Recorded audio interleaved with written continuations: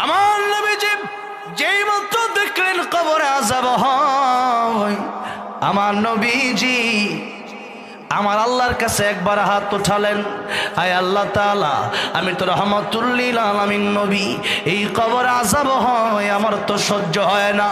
আয় আল্লাহ রাব্বুল আলামিন, কবরে আযাব কি মাফ করে দেওয়া যায় না? আয় আল্লাহ, মেহেরবানি করে কবরে আযাব তুমি মাফ করে দাও। সাহাবীরা বললেন আমিন। নবী তাকায় দেখতেছেন কবরে আযাব মাফ হয় না। নবীর হাতের দাম আছে না নাই? নবী দোয়া করছে কিন্তু কবর আযাব কি হয় না? মাফ হয় না।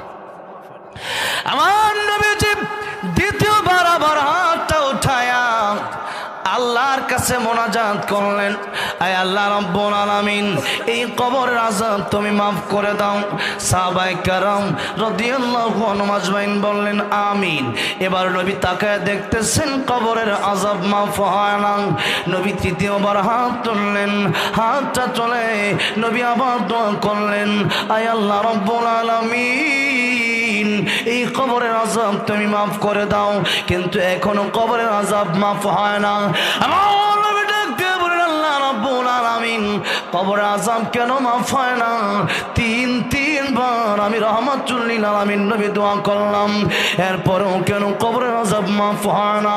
আমার নবী বলেন, বন্ধু আমার, হাবিব আমার, কিয়ামত পর্যন্ত আপনি দোয়া করলেও কবরের আযাব মাফ হবে না।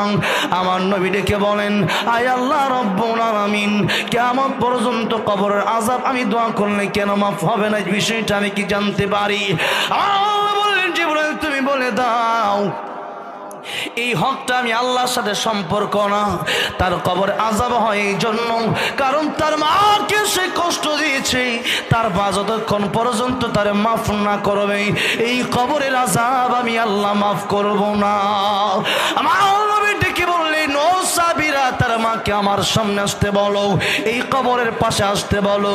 তার মা যেই মুহূর্তে কবরের পাশে আসলেন, আমার নবী ডেকে বললেন, ও মহিলা, এই কবরটা কার, তুমি কি চিনো নাকি?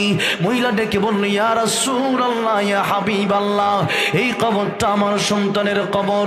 নবী আমার ডেকে বলেন, মহিলা, এই কবরটা যদি তোমার সন্তানের কবর হয়, তুমি কি চাও তোমার সন্তানের কবরে আযাব হয়? ও মহিলা, তুমি যতক্ষণ পর্যন্ত মাফ না করবা এই কবরের আযাব বন্ধ হবে না। ও মহিলা, তুমি কি তোমার সন্তানকে মাফ করে দিতে পারো না?